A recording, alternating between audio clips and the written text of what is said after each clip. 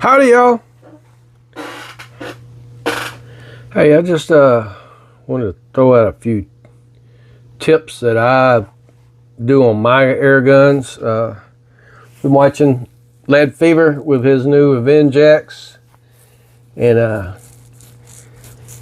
obviously he's one that likes to tinker and mess with guns, and air guns is one of the best things there are for that kind of stuff. So he's new into it and he's learning. He's done some of the most basic stuff that needs to be done. There's two things that people always look out for in air guns is the barrel and the trigger. They some of them make sure the crown's good, and the other ones clean it really good and stuff like that. Then you get the ones that step it up a notch and lap them. Then you got ones like me that I do a lead lap on mine. Depends on the guns whether I do that or not, what my intentions of the gun is and stuff like that. But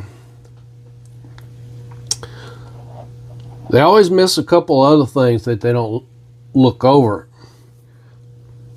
One of the things is on the other end of the gun is your hammer and your spring. Most of the modern guns, I don't know the exact internals on an Avenger X just right at the moment. I have shot one of them. My buddy Ian had a brand new one. He was shooting it. He didn't even have a tin of pellets through it yet when we shot it. At 50 yards, we was making some pretty darn good groups, with very little tune on it or anything. So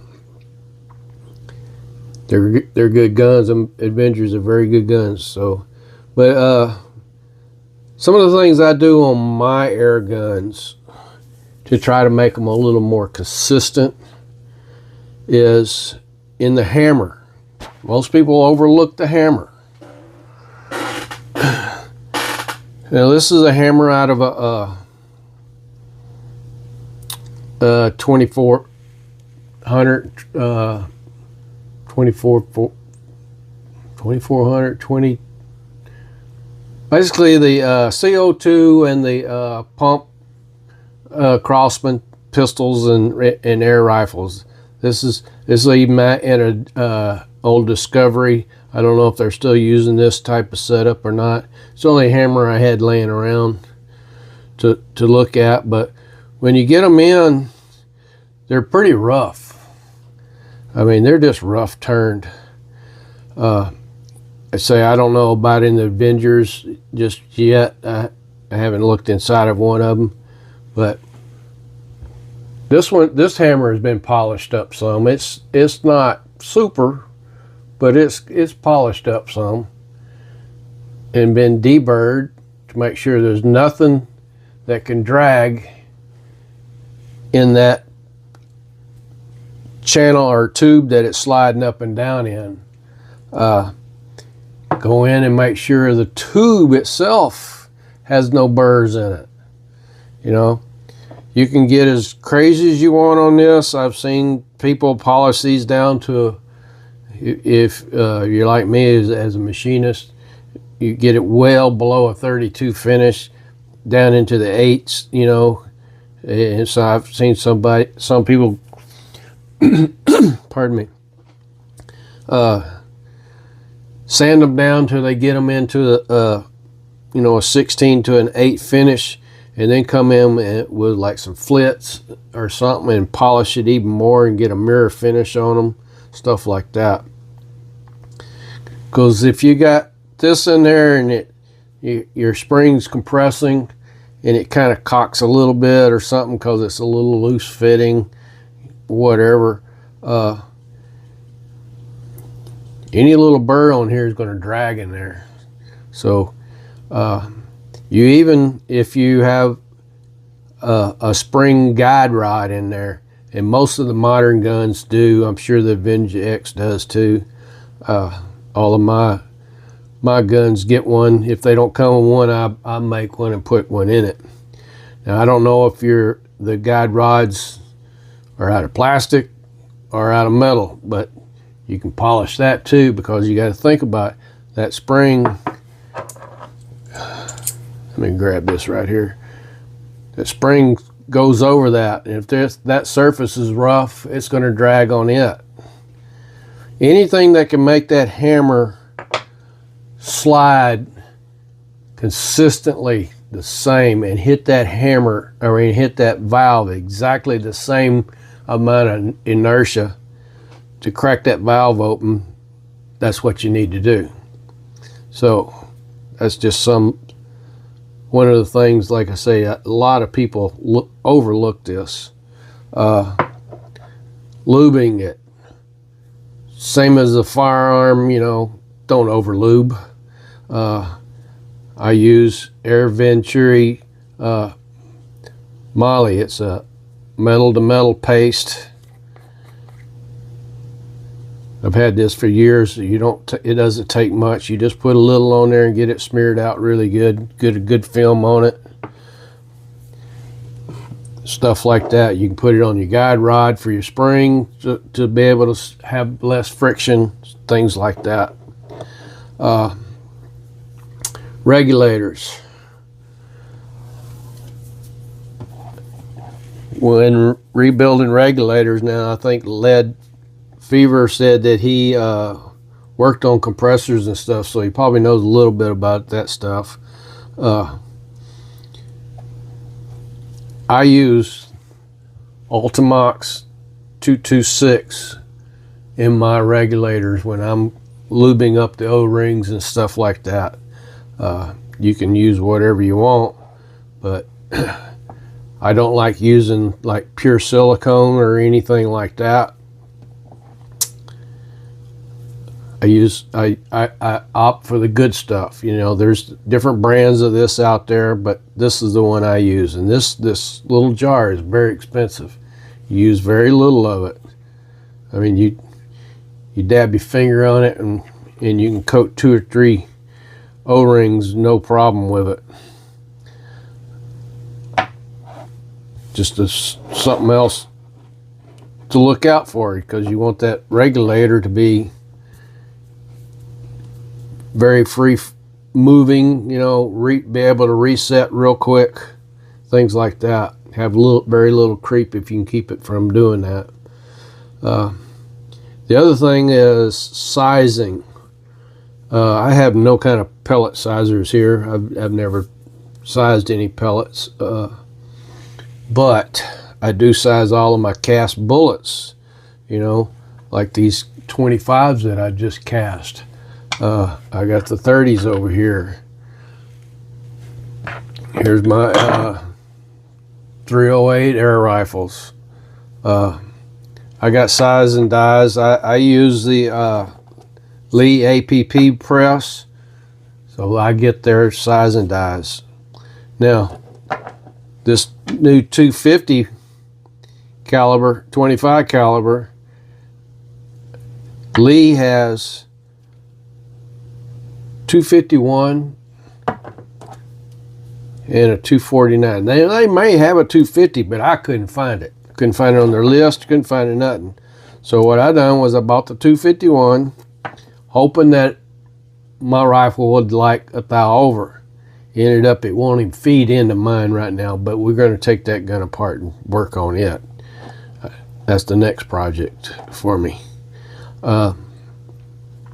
So I've got a 249 here, and I bought the 249 for a reason. It's probably going to be too small, but it might not be. I'll have to double check it. I haven't even slugged the barrel or anything. Or did I? Yes, I did. I slugged that barrel. I don't remember what it was now. But you can always buy the undersized ones. Say that your gun wants 250. Or no, let me take that back. Say your gun likes 250 and a half. Well, you got 251, and if they had a 250, that's too small. You got too big and too small. You can always take something round, you know, like this, and put some sandpaper on it and sit here and roll it back and forth and take a couple tenths out of it, you know, get you some like 1000 grit sandpaper, a little oil on it, go back and forth, and you'll be surprised too because you're polishing that surface, that it's gonna, when you size your pellets or bullets or whatever you're sizing, it doesn't tear it as bad. I don't have any sized here that with my 300 that I just got. Where's my, is this it over here? Nope, that's 350 something. Let me see my 300 where it went. It was here just a second ago. Oh, it's in here. That's where it's at. I noticed that the surface of the lead isn't very smooth. It's a little rough looking. So I may end up having to go back and seeing if they have a smaller one, like a 299 or something, and polish it out to 300. Or I may be able to polish that 300 one just a couple tenths and get it nice and smooth looking inside, and that'll help out too. But you got to get the, you know, you can't just say, oh, okay, this is the same size as my barrel. That don't always work. Your gun may like 2 tenths bigger than your barrel, or half a thou bigger than your barrel, even a whole thou bigger than your barrel. But if you can't chamber it, you know, once it gets hard to where it's really hard to push in, yeah, you're too big. But being snug isn't always a bad thing. The JTS pellets in my JTS Barracuda, they're snug, but it loves it. It loves it that way. I've shot pellets that have less resistance going in, and they don't shoot with the darn. So, and being sealed up nicely too in there will help with consistency. So, because he was saying he had a SD, I think he said was 19 or something like that. To me, that's pretty high for a regulated gun. For a regulated 22 gun. Now you get into the bigger bores and stuff, and that's different. But for the 22s and 177s, you should be, yeah, I wouldn't accept more than 5. You know, my blue rifle, on a good day, it'll do 2 SD all day long. I mean, and I got an old Ninja regulator on it. It ain't got no fancy airgun regulator on it. It's just a Ninja. So anyway, enough rambling. Just a couple things that I see people overlook is the hammer and making sure it's lubed, and that, especially that hammer, keeping it clean, because it's exposed. There's, you know, there's places in there where dirt can get in there and be exposed, so keep it clean. Clean it just as much as you do your barrel. Anyway, just a couple tips I wanted to mention. So that's it. Thanks for watching, everybody.